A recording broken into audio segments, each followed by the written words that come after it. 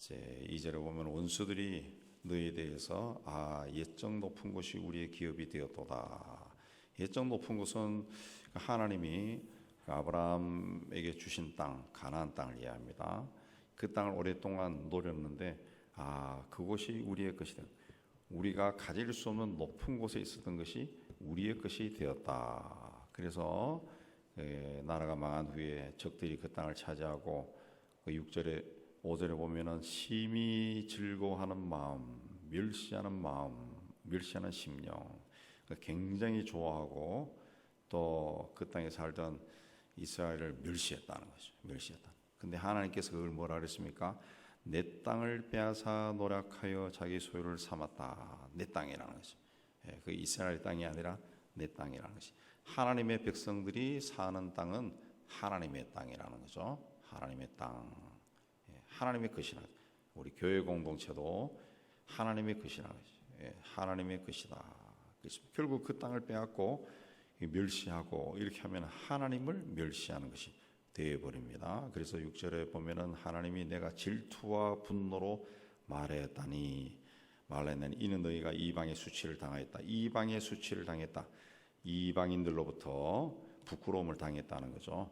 그래서 내가 질투와 분노로 말했다. 7절에 내가 맹세하였다. 이방인이 자기들의 수치를 반드시 당할. 이제는 이방인들이 수치를 당할 것이다. 그러나 8절에 이스라엘 산들아 너희는 가지를 내고 내 백성 이스라엘 위하여 열매를 맺으리. 그들이 올 때가 가까이 이르렀습니다.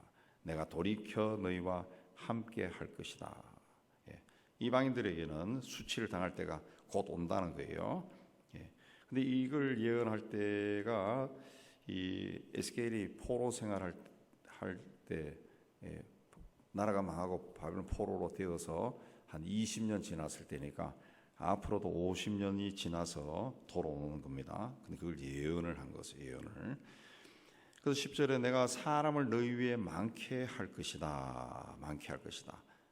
11절에 너희 위에 사람과 짐승을 많게 하고 수가 많고 번성하게 할 것이다. 그렇습니다. 번성하겠죠. 번성. 12절에 사람을 너희 위에 다니게 할 정도다. 그들이 다시는 자식을 잃어버리지 않는다라는 것은 전쟁이 일어나지 않는다는 겁니다. 전쟁이 일어나지 않을 것이다. 그렇습니다. 그리고 그 15절에 내가 또 너를 여러 나라의 수치를 듣지 아니하게 하며 만민의 비방을 다시 받지 아니하게 하며 내 나라 백성을 다시 넘어뜨리지 아니하게 하리라. 세상 사람들로부터 부끄러움과 비난을 다 받게 하지 않겠다. 그랬습니다. 근데 왜 이런 일이 나라가 망하고 고난을 처하고 포로로 잡혀가는 그런 곤고한 일을 당했느냐? 16절 이하에 인자야 17절에 이스라엘 족속이 그들의 고국 땅에 거주할 때 그 행위로 땅을 더럽혔나니. 그래서 하나님의 땅을 더럽혔다니. 하나님의 백성이 하나님의 주신 땅에 들어가서 그 땅을 더럽혔다니. 땅 위에 18절에 피를 쏟고 우상을 섬겨서 자신을 더럽혔다는, 하나님이 더럽혔다는 거죠. 이게 결과적으로 뭐냐 하면은, 그래서 20절에 이들은 여호와의 백성이라도 여호와의 땅에서 떠난 자다. 그렇습니다. 떠난 자다. 20절에도 보면 내 거룩한 이름이 그들로 말미암아 더러워졌나니. 또 21절에도 그 여러 나라에서 더럽힌 내 거룩한 이름. 22절에도 마지막에 여러 나라에서 더럽힌 나의 거룩한 이름을 위함이라. 23절에도 여러 나라 가운데서 더럽혀진 이름, 너희가 그들 가운데서 더럽힌 나의 큰 이름을. 그랬습니다. 하나님의 이름을 더럽혔다는 거예요. 하나님의 그 주신 땅에 들어갔을 때는 하나님을 거룩하게 섬기고, 그래서 하나님의 백성이 되고 하나님이 그들의 하나님이 되어야 되는데 그 땅에 들어가서 행위로 더럽히고 피를 쏟고 우상을 섬기고, 그래서 하나님의 땅을 더럽혔다는 거죠. 그 하나님의 땅을 더럽힌 것을 내 이름을 더럽혔다. 내 이름을 더럽혔다. 그랬습니다. 그래서 내 이름을 이제 회복한다는 그 이야기죠. 나의 큰 이름을 내가 거룩하게 할 것이다. 내가 거룩하게 할 것이다. 내가 이렇게 행하는 것은 22절에 너희를 위함이 아니요 그 여러 나라에서 더럽힌 나의 거룩한 이름을 위함이다. 하나님은 하나님의 거룩한 이름을 위해 일하시는 분이라는 것을 우리가 기억해야 됩니다. 하나님이 사람을 쓰는 것도 그 사람이 잘나고 특별나서 쓰는 게 아니라 하나님의 거룩한 이름을 위해 그 사람을 쓰는 거예요. 하나님이 우리에게 직분을 주는 것도 그 사람이 뭐 대단해서 주는 게 아니라 하나님의 거룩한 이름 때문에 쓰는 거예요. 내가 잘나서가 아니라는 것이. 하나님 이름과 하나님 영광을 위해서 우리를 사용하는 겁니다. 그래서 주께서 우리에게 기도를 가르칠 때도 제일 먼저 이름이 거룩히 여김을 받으시오며 그랬어요. 우리 기도에는 항상 하나님의 이름이 나의 삶을 통해 거룩히 여김을 받기를 원합니다. 이게 들어가야 되는 거죠. 들어가야 돼. 그래서 내 더럽혀진 내 이름을 내가 거룩하게 할 것이다. 그래서 어떻게 거룩하게 한다 그랬습니까? 그래서 25절에 맑은 물을 너희에게 뿌려서 너희로 정결하게 하되, 맑은 물을 뿌린다는 거죠. 누가 더럽혔습니까? 이스라엘 백성들이 더럽혔죠. 그래서 그들에게 맑은 물을 뿌릴 것이다. 그래서 모든 더러운 것에서 모든 우상 숭배에서 너희를 정결하게 할 것이다.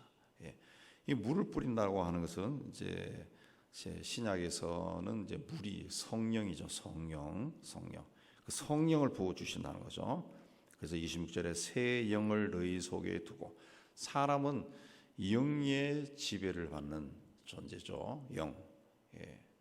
영입니다. 영혼, 영의 지배를 받죠. 육신은 그냥 그 물질이고 사람은 영이죠. 하나님이 흙으로 사람을 만드시고 코에 생기를 불어넣었다. 영을 불어넣으신 거죠.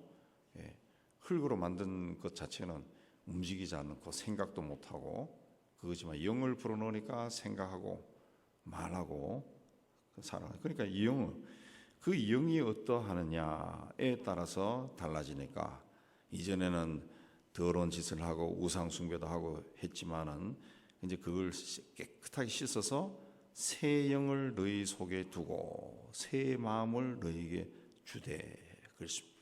새 영을 부어 주시겠다 그랬습니다. 27절에도 내 영을 너희 속에 두어 하나님의 말씀을 지키게 할 것이다. 그렇게 하면은 너희는 내 백성이 되고 나는 너희의 하나님이 될 것이다 그랬습니다.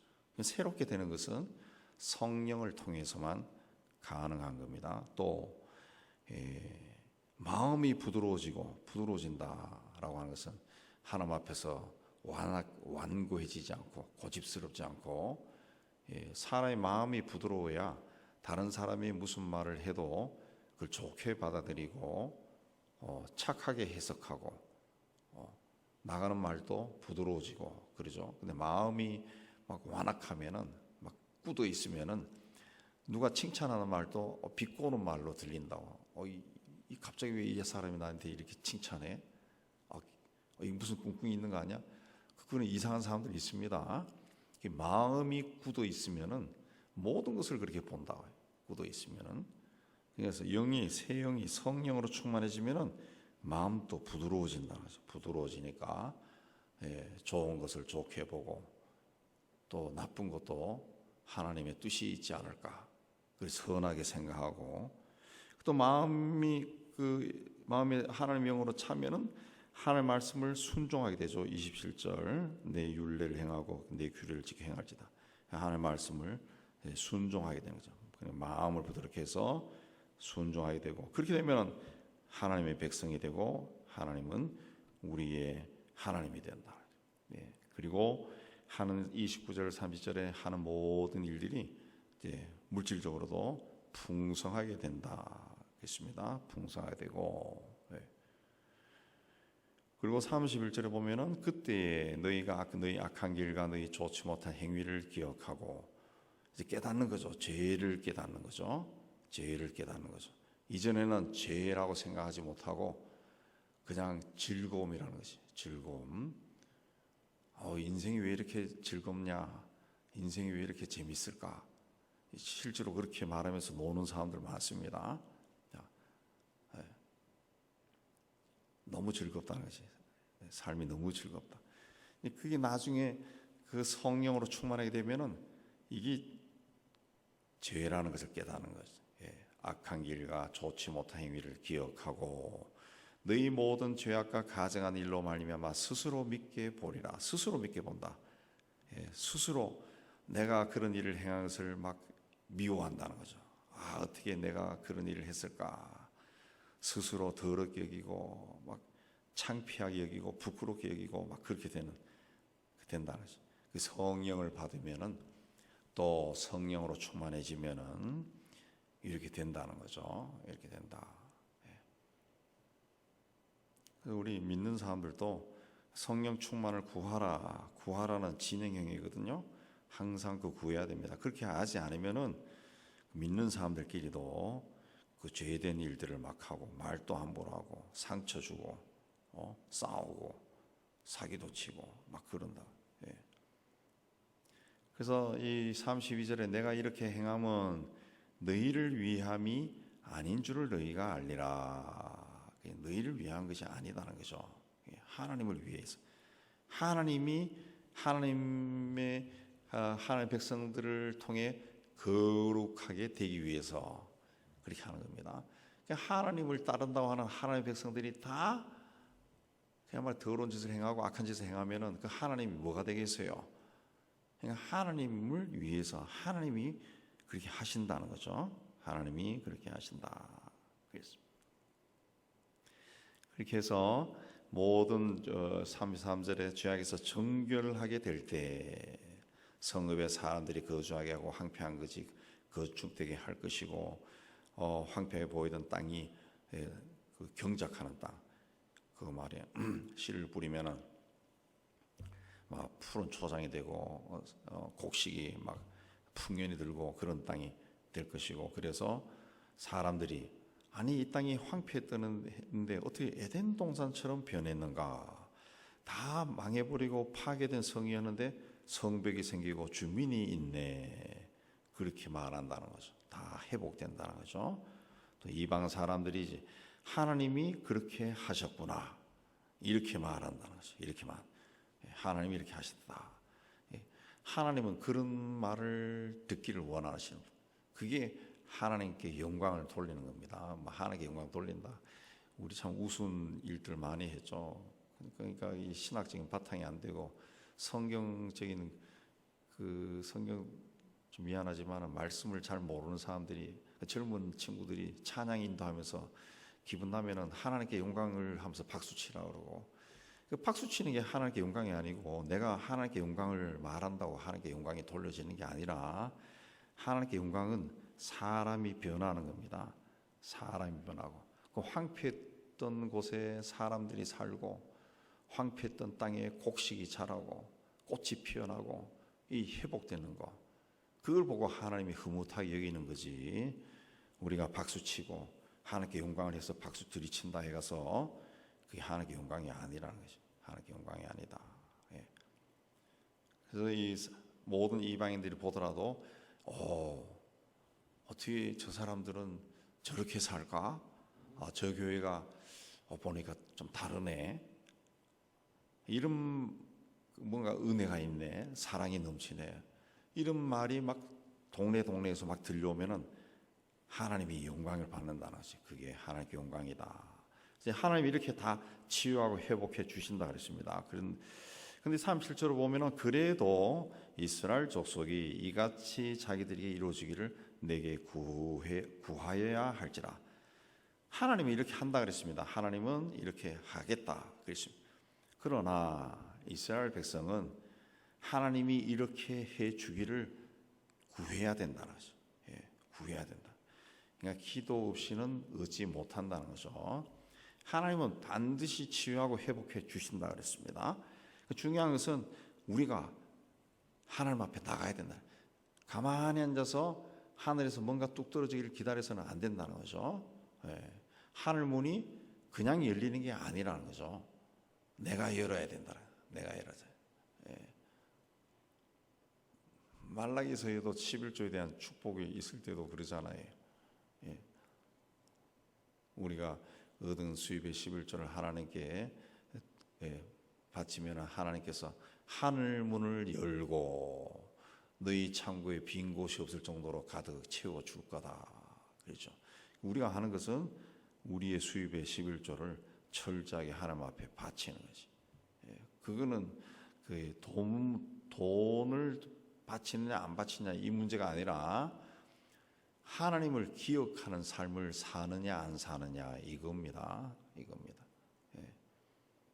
정말 내 인생 자체가 하나님이 주신 것이고 내가 하는 모든 일이 하나님이 인도하시는 것이다 라는 것을 믿는다면은 최소한으로 자기가 땀 흘려 얻은 것의 11조는 하나님의 것이다 라고 바치라는 거죠. 그러면 하나님이 하늘 문을 연다는 거죠. 하늘 문을 연다. 열고 그 창고에 가득 채워줄 정도로 복을 주신다. 복을 주신다. 그래서 우리가 이 하나님의 축복은 항상 조건이 있어요. 조건. 오늘 말씀에도 그래도 이스라엘 족속은 이렇게 이루어 주기를 하나님께 구해야 된다. 그래도 구해야 된다.